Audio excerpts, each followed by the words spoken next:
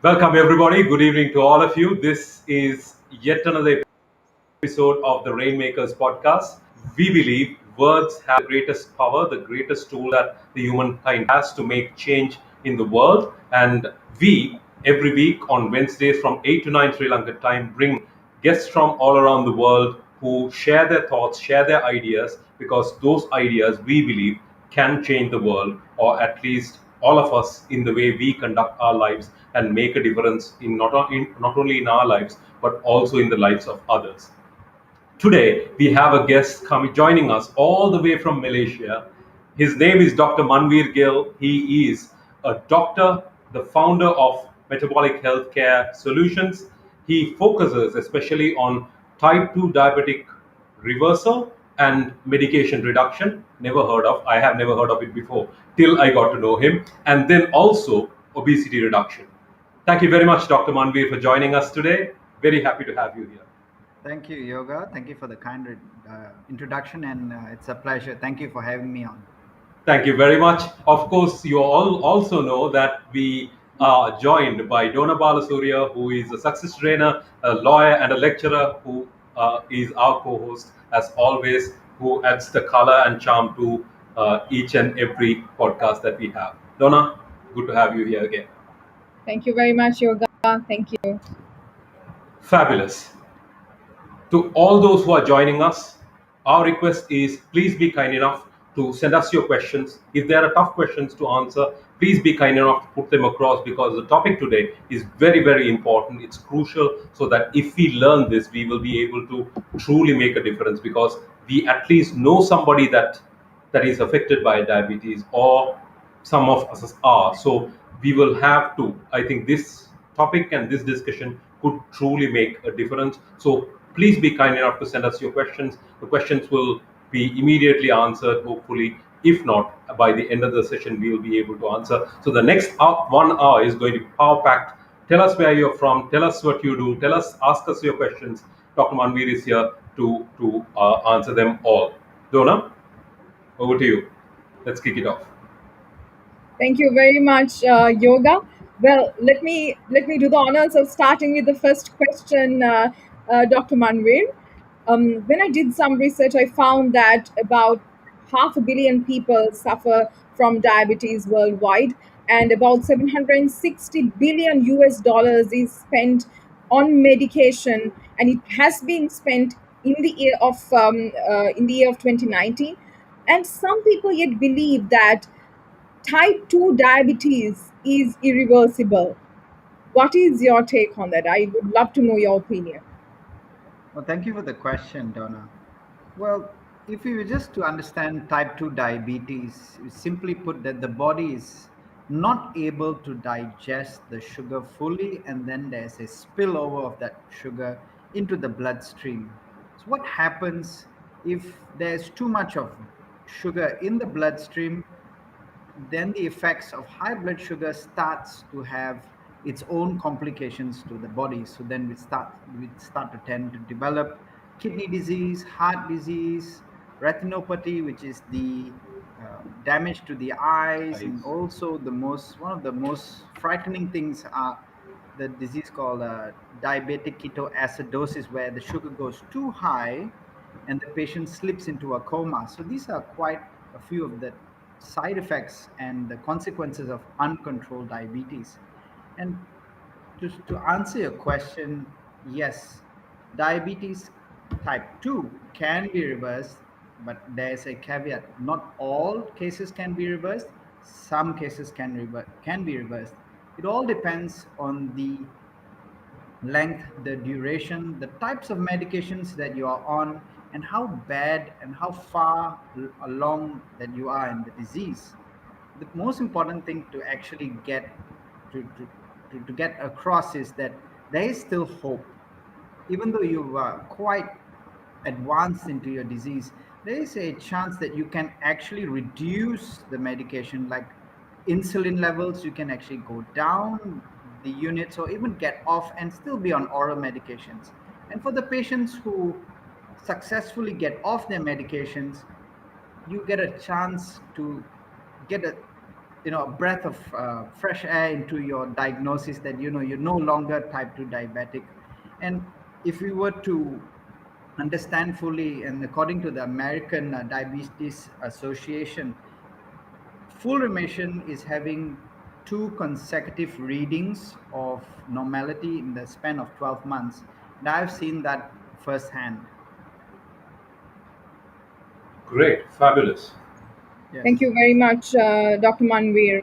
I think so. What you're trying to say is that yes, it is reversible to a certain extent, but not all cases. Some yes, cases can be reversed. yes, Brilliant. it can. Thank you very much. Actually, Dr. Manvir, we don't hear a lot of people even say that. Yep. We are told if you have type 2 diabetes, you're going to live with it. You're going to live with it for your life. There is no hope. So it's something that you get in, then you can never get out. Yes. So Well, what? that was thank you for the question. Yes.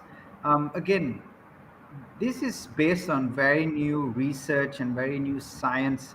And there was a very famous TED talk delivered by Dr. Sarah Hallberg, and I think that actually exploded the whole idea that we can push through this idea that type 2 diabetes can be reversed. And this was put forward as a dietary disease, and how we get out of it is also by looking into our diets. And this was a new therapy that was developed, and it was actually seen a lot older and a lot longer before Dr. Sarah Hallberg even made a speech. Because Yeah, when we noted a few of those patients who underwent dramatic weight loss or even surgery from gastric bypass, we started noticing these people actually getting off their medications, and they would go into remission and not have type 2 diabetes. I think this was the first breakthrough that we started to understand that okay, type 2 diabetes can be reversed. But the numbers were so small, so insignificant, it did not really have a huge effect on the idea that type 2 diabetes can be reversed until the TEDx talk that was delivered by Dr. Sarah Hallberg. And yeah, only until then, people like Dr. Jason Huang as well started getting in on it, and they started publishing research as well. And even research done by the UK as well. There was a huge study done by uh, the United States, the United Kingdom, and this was called the Direct study. And this study demonstrated quite successfully that participants in the trial showed uh, early numbers of remission, and out of the numbers of patients who participated, about 20 to 30% of the patients were able to go into full remission and partial remission as well. So wow, the data is there. amazing. Unfortunately, the problem that we most come to face with is that we still hold on to the old ideas of type 2 diabetes. And as you pointed out, that yes, once you have diabetes, it's lifelong, and this is the thing that we have been fed for quite Correct. some time. And Correct. this is fairly new. I would say it's been around about 5 to 6 years, and the message is still not has not seeped into government policies or Yeah. hospitals or even the new guidelines, because it's still very new. There's very little data that is out there, and a few countries are starting to go on it now as well.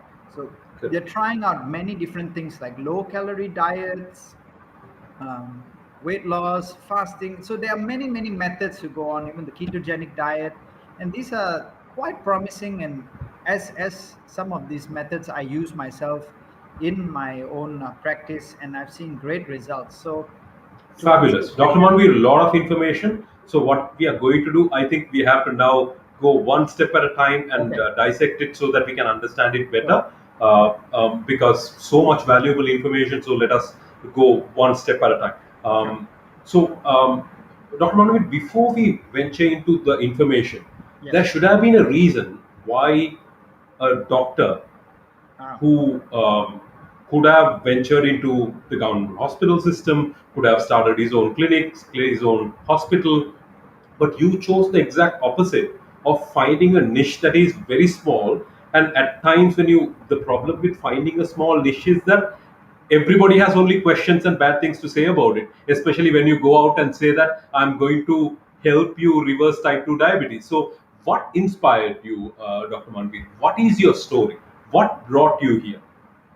okay, thank you for the question. And as you pointed out earlier on, once you have diabetes, there's this, you've been told that you have it forever.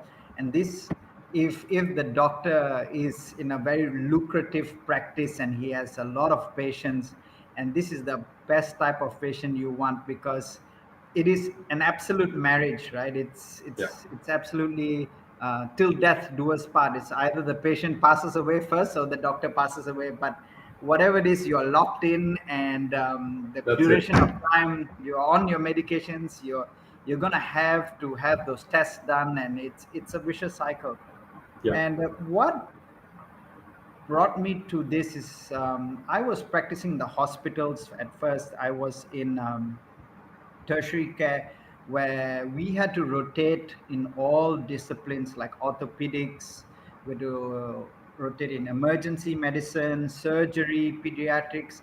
And throughout all those rotations, I noticed one common thing, that was half of the cases, or if not more than half of the cases, I would see patients who come in at the very end of the disease, complications from some disease that you could have definitely avoided, right? So yeah, I would often see an infected wound, which the diabetes were poorly uncontrolled. I would see people who had very, very, very bad asthma, or overweight and obese.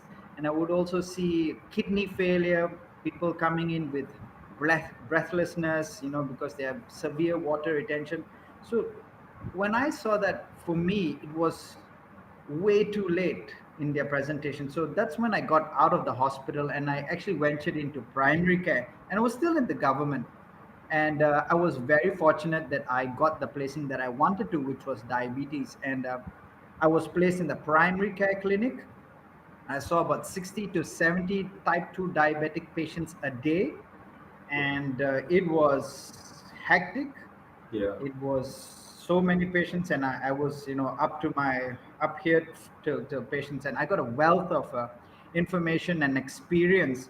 But the Right. thing that I saw that was most common and very disturbing is, as the years progressed, me Yeah, sitting there, I felt I was not making the best decision in term of helping my patients, because when they started off with me, it's either they would progress from one stage to the second, and the second to the third. And what are the stages? The first, meaning the initial diagnosis, where they start on one or two tablets orally, yeah. and then the second stage would be intensification. That is, you may be going on one dose of insulin, and Right. then with oral tablets as well. That means you're already injecting yourself and having oral tablets.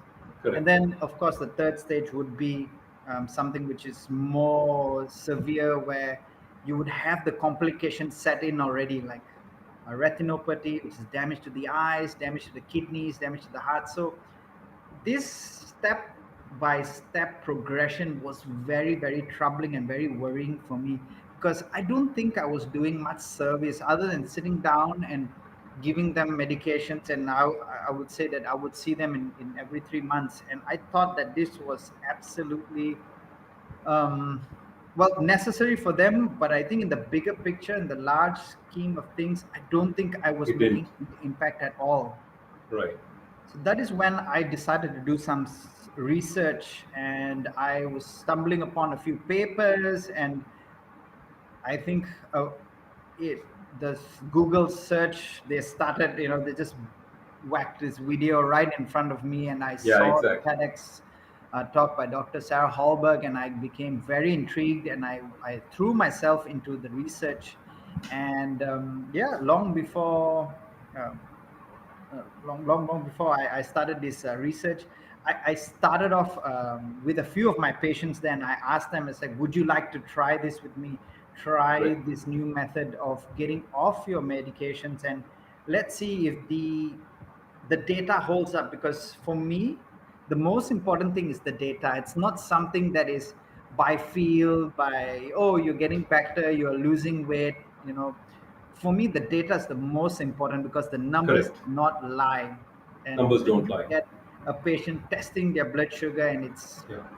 getting to normal, and their lab reports show that they are absolutely healthy, that's Yeah. when I know I'm doing the right thing. So that's why Correct. I quit the government service, and 3 years ago I set up metabolic healthcare, and this is what I just focused on solely. Dr. Manveer, I think that's an amazing story. How many people in this world, you're pretty young, how many people in this world will resign a government job? They see a problem, they think they have found the solution, they have the courage to venture into something that could help people and make a difference in their life. So, amazing story. So, I think what inspired you was the service that you could render to people and help them be better. I think that why you did what you did, what you are doing is amazing, fabulous. So, well done, keep it up. That's a very inspirational story. I would like to quickly give a shout out to our regular guests. Katie Swaran joins. Thank you very much. Sharit Hashan joins. Prashant Fernando joins. Thank you very much. Also, Mr. Venkatevraj joins. Also, thank you very much for all of you. We will be showcasing your comments and feedback and questions to Dr. Manveer soon. So, thank you very much for joining. All of these people, other people who are joining, thank you very much for joining too. Dona, shall we move on to the next Cool. question? Of course. Well, thank you very much, Dr. Manveer, for sharing your story. I think it's more like a calling that all of a sudden Dr. Sarah Hallberg's video popped up, and then you started working for this purpose. And it's amazing. It's amazing to see that you're doing something greater than yourself to the world out there. And especially a disease like this is definitely, many people, like I just said, that 500 million people are suffering from it, which is massive. And we really do talk about how people die out of smoking and things like that, but then we never talk about diabetes as such, and we keep feeding our bodies the very things that is causing diabetes, and there is no much talk about it. So my next question is, of course, you were talking about how Dr. Sarah Hallberg's TEDx talk made a difference, and she's someone who is actively working for reversing this type 2 diabetes, and she is following a certain method. I would like to ask you, what is your method of reversing type 2 diabetes? Okay, thank you for the question, Donna. And I would like to add that there is an absolute importance that we should pay attention to our diet, because that's where it all starts. And the diet is the key factor which all these treatments uh, focuses on, and that is the medical nutritional therapy. And there are a few methods, such as a ketogenic diet, that is a low carbohydrate diet, high fat, moderate protein. And this diet has been adopted by many patients to actually combat high sugar levels and bring down the insulin level, which is also a hormone in our body that helps take the sugar in our bloodstream and put it back into our cells to use it as energy.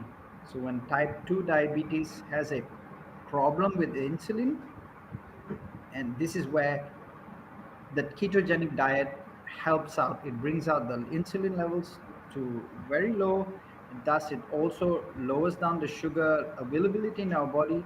And over time, what happens is your body starts working some magic with insulin sensitivity. And that's where the whole premise of this diet works. So this is one method, and the other method is either going into a very, very low calorie diet. That is another method that people use in the early stages of type 2 diabetes in diagnosis. A few universities and a few studies have been done for very low calorie diets. Of course, that is a little bit hard to do. And the third thing is you actually go for bariatric surgery. That is a surgical method. Of course, that is something that I am a bit hesitant about, because you do go to for an operation which may have its risks. Well, everything has its risks, but going to an operation does provide some risks there as well. So this all centers about diet, and the ketogenic diet has been proven uh, medically to help with type 2 diabetes, reducing medication loads, and actually getting off insulin as well. So that's one of the mainstays of the medical nutritional therapy when it comes to type 2 diabetes. True. On that, if I would like, if I have to add something, I would say on the Sarah Hallberg speech also, she talks a lot about how we had been fed a lie that fat is bad. Ah. So, but if you tell that to anybody, they are going to fight it. They're going to be like, of course, fat is bad and carbohydrates are good. Now, for example, in Sri Lanka, there are people who eat 3 meals a day that consist of rice, Mhm. and all our meals always have a fat, big portion of carbohydrates. So, Sarah Hallberg was saying, reduce your carbohydrates, intake a lot of fat, and that will help you and heal you. What is your take on it, Dr. Murli? Could you help us understand it a little bit better? Okay, so the information right now about cholesterol Right, has been very, very much debated right, for many, many years. I think if you can just do a quick Google search right, on the Time magazine's article on cholesterol, and it's actually in the first front page of Time magazine, and you can just type it up, and then you will actually find two separate pages.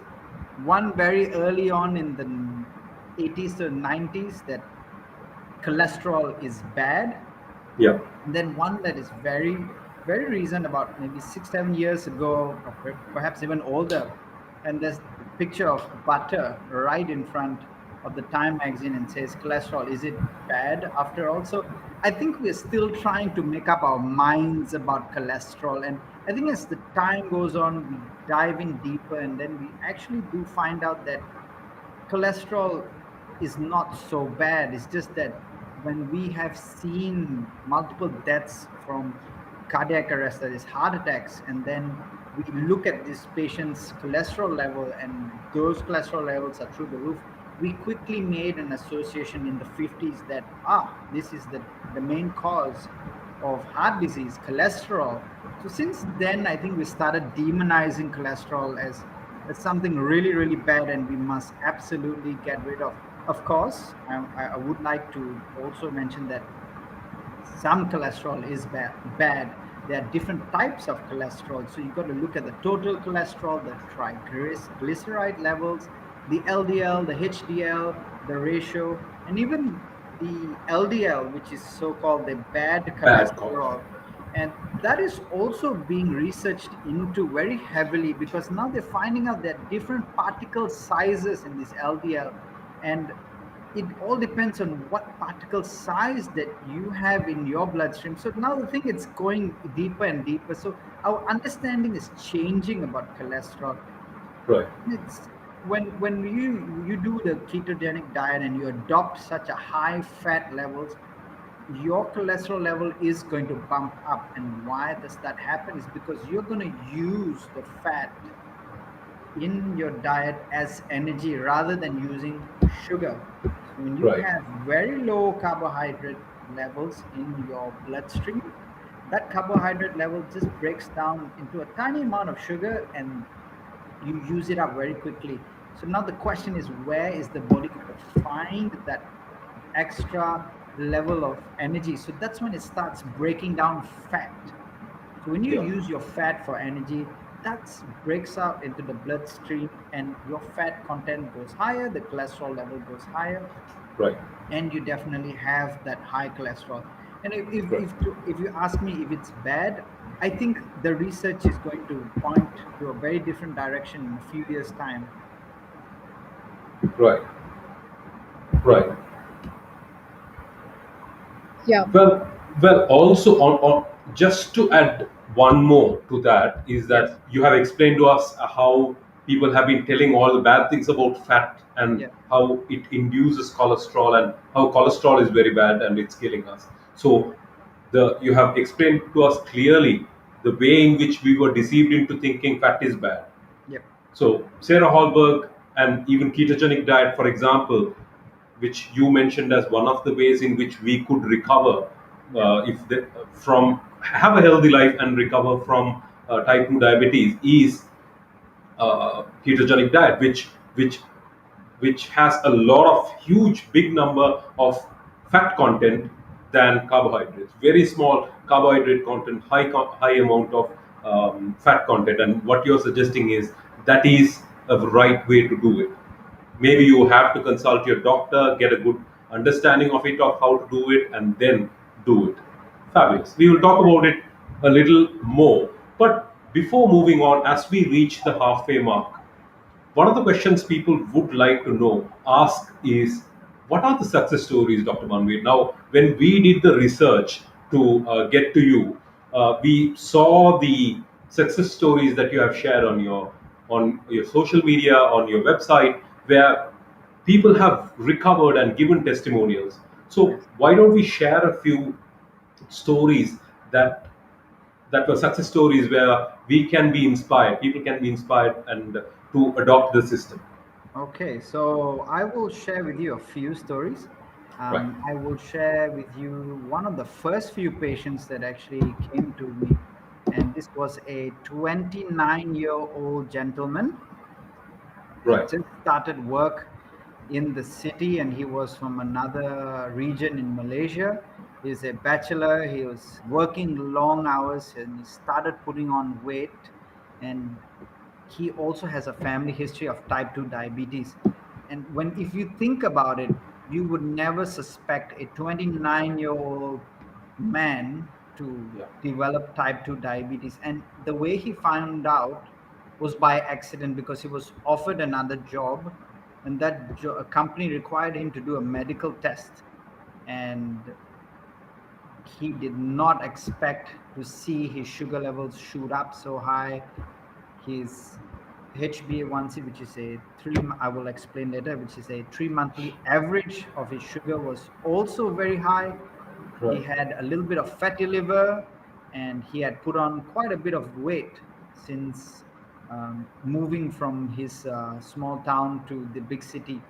So when this patient came towards me, he was very early in his diagnosis. That means he was just freshly diagnosed. These are one of the very easy cases to deal with. And after 11 to 12 weeks into the program, where he got on a lifestyle change, he started exercising. Of course, the diet was the big thing. I think 90% of that absolutely changed, because he was eating out all the time. He had no time to cook. He was just eating burgers and whatever he could find, and rice, curry, sambar, and because we have very similar diets here as well. Correct. So Exactly. he did not pay attention to the food he was eating, and he developed type 2 diabetes without him knowing. So when he did that, in a matter of 11 to 12 weeks, when I took the blood test again, we already saw that he was already at the halfway mark of reversing it as well. And within two Wow. months, 3 months into it, he lost about 25 kilograms, because he was shocked beyond belief that Wow. at that age he had developed type 2 diabetes, and he lost a lot of weight. And that really helped his cause. And when he took the blood test at the end of the program, it was absolutely normal. And fast forward 3 years from now, he's taken it every year, and exactly the same place that he was prior, and he was absolute reversal of type 2 diabetes. And this is one of Wow. the very easy cases to do and deal with as well, because newly diagnosed, they're young, they're very enthusiastic, and because they know that they have their whole lives ahead of them.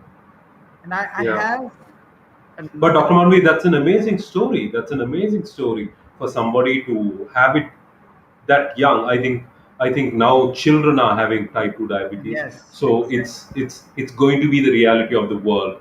Half exactly. a billion people are having it, so I'm sure more and more younger people are going to be affected. But the sad part also of the research is that the third world countries are having the majority of the cases. So Yes. I think the reality is going to be much younger people are going to have it. So this, I think, it's an inspirational story where we all have to be careful. Of course, we are going to talk about what tests to take and how to measure them and all of that. But then this is a superb story. Go ahead, Dr. Manvi. Can we have one more story of maybe So, somebody who is not 29? okay, sure. So, if I'm going to share with you the numbers, in Yeah. Malaysia, we have it worst off in terms of diabetes numbers. We have Right. every 1 in 5 adults with type 2 diabetes, and I believe in Sri Lanka it's about every 1 in 11 Yeah. or 12 Yeah. adults. So in terms of diabetes, we in Southeast Asia we are the number one, which is quite sad, to be honest. Wow. And Mhm. I'll give you another case of a 61-year-old banker, and Oh, he had diabetes for 8 years, and this gentleman is of Indian descent, and the food is very similar to Sri Lanka as well. You know, Italy, dosa, sambar. You know, he enjoys a lot of that, and being a banker and is at a very high sits in position, one place. he had no time. He's used to sitting down, and he's gained a lot of weight over the past many years. Yeah. So when he came to me, it was mostly because even at 61, this man is a very sharp individual, and his brains, you know, he works at a phenomenal level. And he just said that ever since he was diagnosed, he found that his body could not keep up anymore. And it was not just because of his age. He was getting tired really quickly. He was getting more infections. He was getting sick quite often, and this was starting to worry him. And he says, you know, I got to do something about it. So when About it. he came towards me, and the big, I think the similarities I can draw within the 29-year-old patient, the 61-year-old patient, is their motivation levels were very high. Yeah. And this guy, he had two types of diabetic medications, one cholesterol medication, and he was also on a single hypertension pill as well. So he had hypertension, high cholesterol, and type 2 diabetes, and he was very determined to get them off.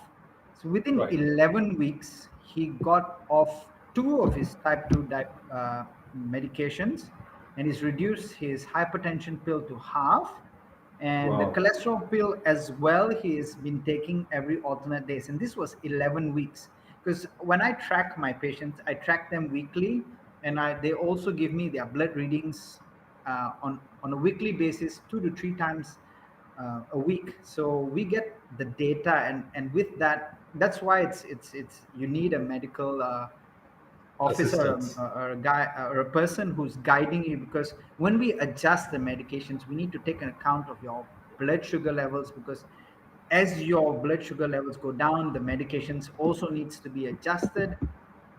And you know, you just, so that you don't develop complications of low blood sugar, because that is very Sure. dangerous as well, because you can, Sure. you know,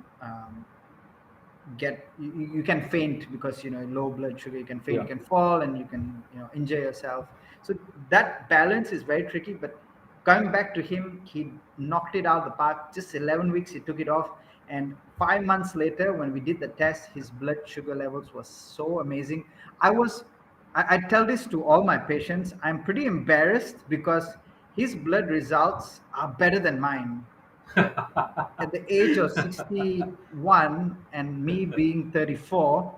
I was actually quite embarrassed, because I saw his blood test results. I was like, wow, they're even better Oh, than mine. amazing. So this Amazing. this just goes to show that what a simple change of diet mindset and exercise can do to your body, and you know get off your medications, and have a new perspective and a new lease on life, basically. So yeah, those are the Fabulous. two stories. Dr. Manvir, I would like to, I know, Donna's eagerly waiting to ask her next question, but Yes. before that, I would like to just jump in and understand this case a little bit better. Okay. So, he did three things. Yes. One, he made his food better. By Yep. that, was it ketogenic, high fat, low carbohydrate diet? Yes, he followed the ketogenic diet, Okay. and he adopted that. And as he went off his medications, and 1 to 2 years later, he did a hybrid where he went low carb, not so high fat, because for him, he could not keep the Okay. ketogenic diet up for long. And he said he did a hybrid version, which I helped him design. And even with a hybrid ketogenic diet, because just low carb, moderate fat, he adjusted. And some, of course, and we are only human, he does enjoy his idli and sambar and his banana leaf rice from Yeah. time to time, not always, because he understands that the results he achieved is so precious, he wouldn't want to throw it away. Because this is something I also want to impress upon your viewers, is that Yeah. while type 2 diabetes can be reversed, you can always get it back, Back. because it's not 100% cure, it's a remission. Because if you decide to relive your old lifestyle, you're definitely getting it back. So this, all my patients have fought really hard to reverse their diabetes, or even get off their medications, or your insulin injections, while still being on 1 or 2 oral medications.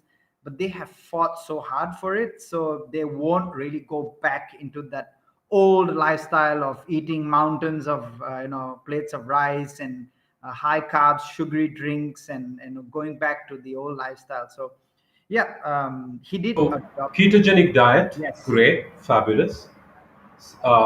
Which means low carbohydrates, very high fat content. Yep. Ketogenic diet is available for everybody to search on the Yes. YouTube. I think so many people are following them.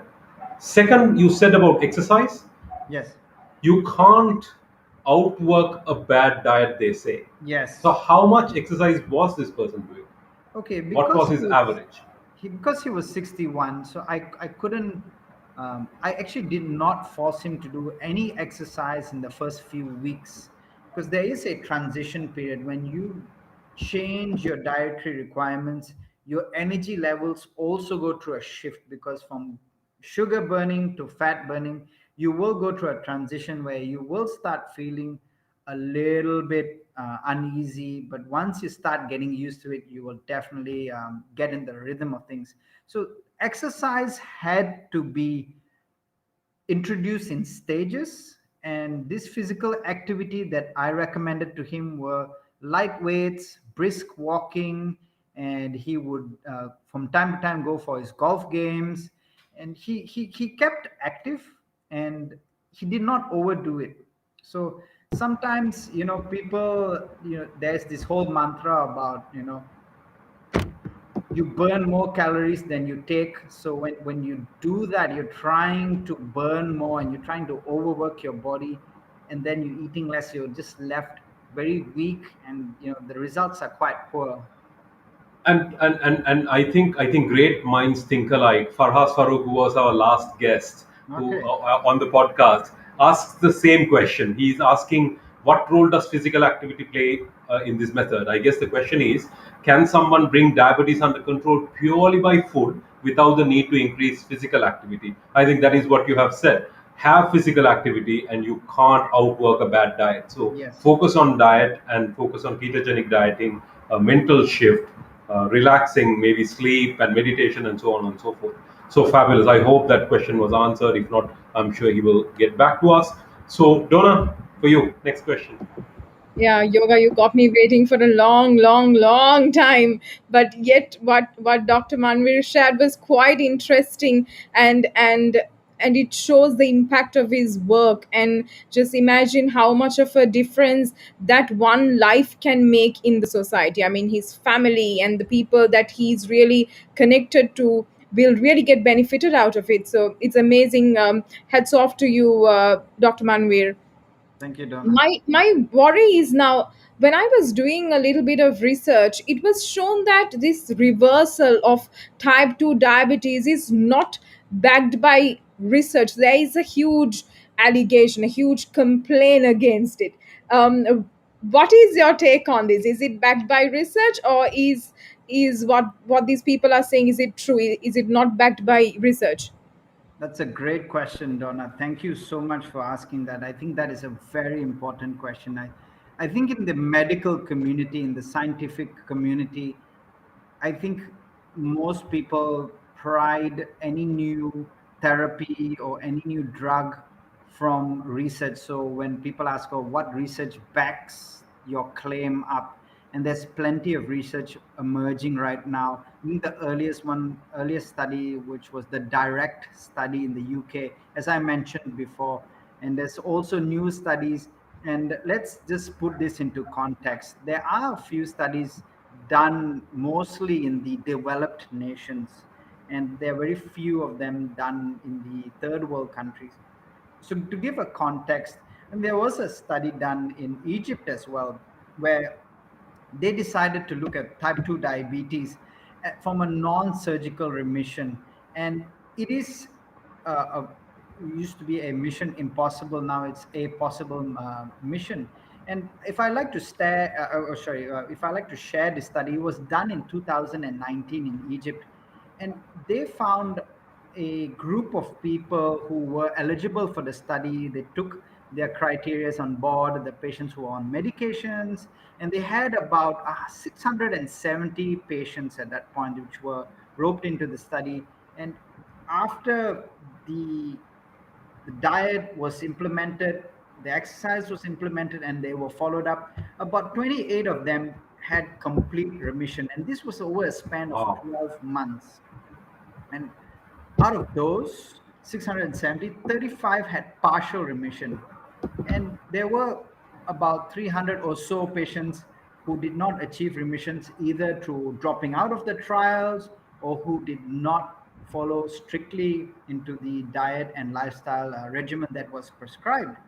But out of these patients that were successful, they found that in the span of 12 months, so this is a long study as well. So even beyond the 12 months, they actually followed these patients up, and they saw that the patients who were very determined to get off their medications had held their blood test to the same regard as their years before, and complete remission, stayed Wow. very healthy, and without being able to go back, without needing the drugs as well. So the research is there. It's just whether you can find it. And of course, this research is not backed by any pharmaceutical company, nor will it be backed by big agencies, because I mean, let's just put it out there. There is no money to be made here, Yeah. right? There is no pharmaceutical company that is going to back research that it says, oh, why don't you try this therapy that does not involve medications,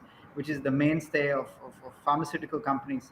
So you won't find this research right in front of you. You need to do a lot of digging, but it's out there. It's been done by universities, scientific institutions, medical institutions, and even some governments, especially the ones in UK, because diabetes is such a problem there as well, because they have a huge migrant population, and it's Yeah. something that burdens the the country by the billions as well. But even in Malaysia, I think it's a silent pandemic. That's what I call it. I think we've been ignoring it for far too long.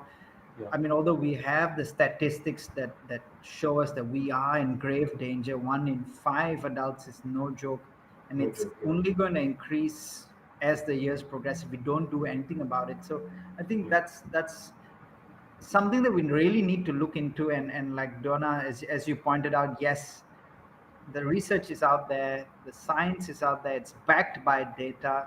It's just the word needs to get out. That's all. Fabulous, fabulous, amazing. It's great to know that not only researchers are done in countries like UK, but also in countries that that are like us in terms of economy and in terms of food habits, like Egypt. Great, fabulous. So good to know that there is research uh, backing these practices of ketogenic diet and healthy living to as a solution for type 2 diabetes. Now we are reaching the last 15 minutes the of the podcast. So what we are going to do is whatever the questions we are going to have and whatever the questions that we are going to get, we are going to go as fast as possible on a quick answer basis, and then we reach the conclusion. Uh, Dr. Manvir, would you like to share with us some type 2 diabetes myths that often people ask you or come up with? Because I think busting these myths will help people more than providing them new information that is going to be absolutely new. People are going to be afraid of it, but then what are some myths that we can bust today? Okay, I think from the right off the bat, I can say that the word progressive is being used a lot with type 2 diabetes. What I mean by that is when you're diagnosed with type 2 diabetes, doctors often say that this disease is progressive. That means, like it or not, it's going to progress if you don't control it, which is true, but it's not the end, right? The earlier you get diagnosed, the earlier you do something about it, it's definitely reversible. The earlier the diagnosis, even being diagnosed by pre-diabetes, that's right, that's something that we need to touch on as well. Pre-diabetes is something very important. It often gets ignored. So those are some things that you can definitely point towards that. You know, your doc, some of them say that, oh, if you have pre-diabetes, it will progress into diabetes in the Yeah, next year or so. So we really don't know the duration of the progression from transition pre-diabetes to progression. diabetes. And the second myth is you definitely can reverse pre-diabetes 100%. Even type 2 newly diagnosed, 100% reversible, unless you have a very strong metabolic problem where other parts of the organs are failing, like your pancreas, that is due to something else. But if it's just a pure dietary lifestyle cause, that's something we can definitely fix. And the Yeah, other thing, I think that one of the few myths is about consuming coconut oil and the sort of good fats, because there are good fats and there are bad fats. And these are the things. That another myth about that is consuming coconut oil is bad for you. It's high yeah. cholesterol. I think that's something that we need to address because, of course, I mean, it comes with a disclaimer. Not all coconut oil is good because there are some that are mixed in for You are consumption. saying it at the perfect time, Dr. Manvir, because we are having a pandemic here in Sri Lanka where there is supposed to be bad coconut oil that has come into the country mixed with cancer-causing properties, and now Yes, we are dealing with it. So yeah, exactly. as you were saying, not all coconut oil is good. Yeah, Yes, exactly. We need to be very careful from where we source our food and what types of. Even some of the butter is bad, you know, it's because they use the hydrogenated oils and things like margarine. I think people get confused between margarine and butter, and yeah, between good coconut oil, good olive oil. So, look, I think we definitely need to ask our policymakers and our leaders that we be fed properly and yeah, get proper nutrition as well. I mean, it goes down to the advertising, the nutritional board. It I guess the change will start from us, and we will yeah. definitely get there at some point. Fabulous, amazing, amazing. Thank you very much, Dr. Manvir. And but that also like gives a little bit of like I was honestly listening to and I was thinking, oh no, I mean, are we like really eating the right things, although we think it to be very nutritious? And before I get into, I would love to come into this topic of the food that we take into our body. But then before that, can you share a little bit of tips for a sustainable change in terms of the reversal of type 2 diabetes? Okay, I'll give you a few things. First and foremost, when you go into the supermarkets, if you see the labels that it says fat free, low fat, diet food, please never ever touch that. That is absolutely bad for you. Those This labels is the are, first time for many of them who are listening today. This is going to be absolutely new news because we had always been taught to buy food that are fat free.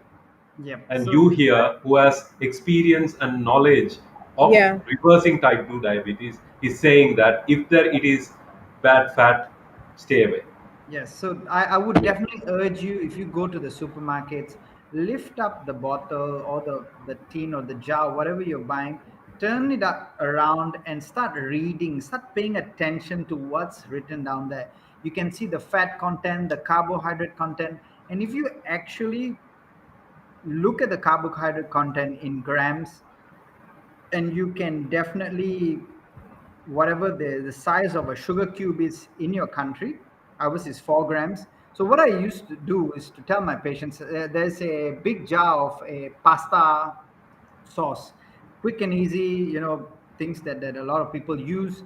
So that big jar of pasta sauce had so much of carbohydrates inside, the addition added sugar. So I just told my patient, okay, so this one cube is 4 grams. I want you to take out your phone, open the calculator app, take the total carbohydrate in grams and divide it by 4, and just look at how many spoons of sugar or sugar cubes that you are going to get. And in that particular brand, we found there was 21 spoons of Wow. sugar. Wow. So, and the best part, it was low fat. So, so why I say Wow. stay away from these brands or anything that says that, because if you're gonna take out the fat from the food, it's not gonna taste as good. So to compensate, they increase the carb content so consumers will buy it. So this is the tactics that they use. Same thing Yeah. like fat-free yogurts and all this, Yeah. even the kids that they have this can't say the brand, so I would say, oh, the cultured milk. Yes, so the Yeah. cultured milk that they've been sold, so Yeah. even the flavored milk, so all of this actually starts off in the supermarkets and what you pick off the shelf. So try to be a bit conscious about that. And also when picking foods, try to avoid, I'll give you a tip, try to avoid three things. It's called GPS: Okay. grains, potatoes, sugar. You can try to cut them off slowly. I mean, if you can't just take them off immediately and expect that you're going to adopt this lifestyle. I would say go into it slowly. If you have a plate of rice, take out maybe a quarter of that rice, replace it with some vegetables. And then as the weeks go on, you take out another quarter and you replace the quarter that you took out with more vegetables or with a little bit more of meat. So that way you can phase into going low carb. And potatoes and a few of the starchy vegetables, you can start reducing it as well. And of course, sugar is the big thing. And then Yeah. why I pointed out specifically was to the point of looking into the supermarket items, because that's where all the hidden sugars are. So when we can just, a lot of my patients say, I don't consume a lot of sugar, I don't have sugar in my drinks. They don't realize they're having a lot of sugar without their knowledge, and they're consuming it on a daily basis without knowing, they're doing so. So these are my few tips that you can try. Think about what you're putting into your mouth, think about what you're buying for your children, and that's definitely some way to, combat this issue about having, too much sugar in your diet. Great. So avoid grains, avoid sugar definitely, and Yeah. also avoid Some potatoes. some potatoes. So some potatoes, avoid grains, and avoid sugar for sure. And Yes. what you're telling us is also definitely read the labels. And when we are reading labels, read the amount of the sugar content and Yep. also the carbohydrate content so that Yes. we are aware of it. Great. And if it is fat free, stay away. Yeah, usually because I'm not saying not all. Yeah. Some of these labels are very misleading, because if they take out the fat, they're definitely going to put more carbs to make it taste better. So Right. consume. So more often than not, all these claims are pretty bogus. So I would Yeah. definitely, So be aware and be willing to exactly, exactly. read about it, research about it. Great. Yeah. So next question would be, I think we touched upon it a little earlier. So I think the obvious next question should be now. Now, for example, for me, whenever I have been asked to do a blood test at work, I have Right. gone and done it, but then I do not know what exact blood tests we have to take and whether there are different types of blood tests and whether one is preferred over the other by the medical community, such as you. So, give us some idea of what blood tests we should be focusing on. Okay, you can take a very simple profile which looks into your full blood count. You Right, can do a fasting blood sugar, right. a total cholesterol level, Okay, a kidney profile, and a liver profile. And okay, from these five, I would add on another one, which is called the HbA1c percentage. That test will tell you the average amount of sugar that is floating into your bloodstream for the past 3 months. right. Sometimes, if your fasting sugar is within the normal range, you might actually pick up pre-diabetes from the HbA1c levels. So Wow. that is a very, I think it's cheap enough to do this test. It doesn't cost too much because coming from a third world country myself, Right. this test is not so expensive and it's quite available in most labs. So if you get that particular test done, you can pick up pre-diabetes and you can pick up where you may be going towards your diabetes level, because sometimes if you had a very early meal the night before doing the test because you need to be fasted, some people try to behave their best during that day. They know the next day they're going for a blood test, so they eat really little. They eat really early. They fast for a really long time. So when Yeah. you go for the blood test, it might have a sort of false fasting blood sugar. So when you check the HbA1c, that definitely gives you a sort of a peak of what is going on that 3 months prior, Right. and that's when you can pick up pre-diabetes. So that's my little tip for you guys. Fabulous. Now, what you're suggesting is if you have never taken a blood test or you don't take it often enough, Yes, go and take the fasting blood sugar. yes, But then, if you have taken that and if you want to be really sure, also take the HbA1c. yes, Amazing. exactly. Fabulous. Fabulous. And you were also talking about the kidney profile. I don't think I have ever taken it. I don't think Okay. a lot of people, a lot of doctors suggest it. Why is it important, doctor? Okay, so why I mentioned those six tests was, if you have a kidney profile, you have an idea of how your kidneys are performing, and are they, in good shape. So you can, if you see your kidney function start to deteriorate, you can make changes in your lifestyle. You can reduce your high blood pressure if you have it. And also, the other thing why I say check your liver, because you can definitely see if the liver enzymes are slightly elevated, it could point to a fatty liver that you have had in quite a few months and not know about it as well. And of Oh, course, by doing some weight loss and some dieting for a good amount of time, you can reverse fatty liver as well, because fatty liver is fabulous. dangerous as well. So why I You're right. suggested those very basic is you cover most of the bases, what's going on. And I often tell my patients, if you take your car um, every 4 or 5 months for a service, or even a year at least, why don't you check your body and see what's underneath the hood, and if to see everything is functioning. So I'd say, if you love your car so much, and you do the frequent repairs and the frequent the attention that it needs, why not your body, right? It's because it's your vehicle that takes you around. So I think a blood test once a year is definitely warranted if you're above 30 and you're getting on with age. And that's definitely, I would definitely suggest that. Fabulous, fabulous. So, I think one of the first things that I'm going to do is to do that HbA1c. I'm going to Yeah. remember that for the next time. Fabulous. Jonah,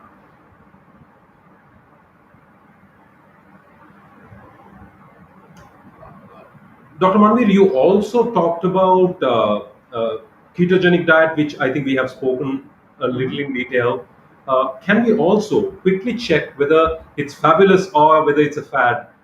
Intermittent fasting. Okay, I do use intermittent fasting for some of my patients. It Okay, definitely helps. I am a right, huge fan of fasting. I do it myself. great, And this definitely, what it does, it gives a break to the system. Because if you're not eating, your body is doing something else. And what does it do? It starts internal repairs, it starts DNA repairs. So fasting is definitely one thing that I definitely advocate for my patients. Because don't forget, fasting is not new.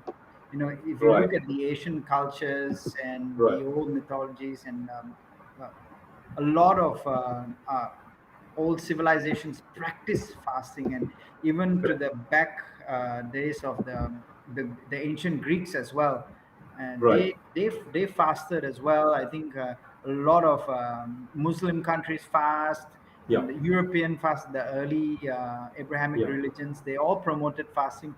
It's correct, because the early civilizations realized the true advantage of fasting, and only now we're looking into the science of it all. And I definitely think it's something that is fabulous. You know, it's not a fad, it's definitely something that works. And you know, I would definitely give another tip for patients who right, want to try fasting.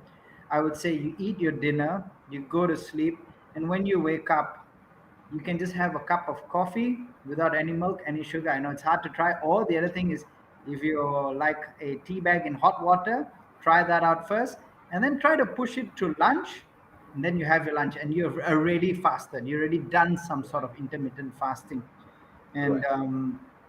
it takes So some what you practice. suggest is eat dinner, Yes, go up to lunch without yes, having anything. So go to bed after dinner, and yes, then try to fast yes. till lunch. Basically, skip breakfast. Yes, exactly. And this whole Fabulous. myth about breakfast being the most Yeah. important meal of the day, um, it if you try to find out who said that, it's not a medical professional or any scientist. It's actually coined by an advertising company in the US, because they wanted to Oh, sell cereal and milk. yeah, yeah, exactly. So I think you have broken a few of the myths. Type 2 diabetes is reversible. Carbs are bad, not fat. And also now skip breakfast so that you can have a fast that could help you also. Yeah. So if some people who feel that they cannot function without breakfast, they can have a breakfast and then a very late lunch and try to skip dinner. So it all depends on how do you want to play it. So you can try 12 hours of fasting or 16 hours of fasting. It's all up to you. You can just push it as time goes. You know, there's no rush. Just try to get the feel of what your body tells you. And you know, things like organic food as well, these are the some things that we're trying to look into. And Right. that's something very important to Fabulous, plan for. fabulous, fabulous. Donna? Yeah, yeah. I just wanted to ask. I think something that really goes with fasting and then the ketogenic diet is organic food, and all of a sudden it has become a trend in the Okay. world to go for organic food. But then I was recently telling my mom that of course most of the things that we buy are organic, and we should really shift to the rest of it also to buy organic. And then she was like, how do we really determine whether these people are putting the same goods and charging an extra amount saying it's Exactly, organic? But exactly. what is your take on it, Yeah, this Dr. is a Manoj? hard one to answer, because Donna, I think your mother and I have the same problem, because I really don't know, you know. So Donna's mom, you and me, we're in the same boat here. So the thing is, knowing where these how ethical these companies source their foods. I know some of my patients actually drive down to some, well, because they have all the time in the world, because they're retired, so they actually drive down to the either the farms, or they go and look at the places, so that they know some of them are very active in the food scene. And some companies actually, you know, are very transparent, because now what we're seeing is pesticides being a big problem that is seeping into our food, and how we're Yeah. consuming vegetables, how we're having our meat produced as well. You know, they are very unethical practices. I mean, that goes on to another topic on its own. Um, but I would say definitely, you know, it's a question first. I would say I would tell you one thing: organic food is expensive, Yeah. and sometimes I think we should get our patients or our friends, our families, to buy into the idea of eating fresh food first, eating home cooked, sourcing vegetables from the markets, and actually making your own food first, and then maybe we can transition to that. Because I think we need to bridge the gap first, have that practice of cooking ourselves, sourcing the vegetables and the meat from something that's fresh. I don't think that we should go straight away thinking organic first, because sometimes it might be too much of a barrier into entry, and the Yeah. cost might be a lot higher. So we kind of have to meet in the middle ground as well. So let's try to make this something that is doable for everyone. Yeah, amazing, amazing. A wealth of knowledge you have shared. Donna, I think we have exceeded Yeah. time, and still the conversation is interesting. Uh, Yes. so thank you very much, Dr. Manveer. I think you have made a topic that is very boring. Usually, we don't Yeah. listen to people who talk about health, but you have taken that subject that is difficult to listen to and made it interesting for us to listen. The 1 hour that passed like it passed as if Absolutely. We somebody need was to chasing village. time with a meat cleaver. So well done. Thank you, Donna, would thank you you. like to ask Yes. something? Yeah. Well, I don't Closing have remarks. anything to ask. You want me to do the closing remarks, is it? Yeah. Yeah. So, I mean, I was just listening to Robin Sharma today, and I heard him saying that health is the crown on a well person's head that an ill person wish to have.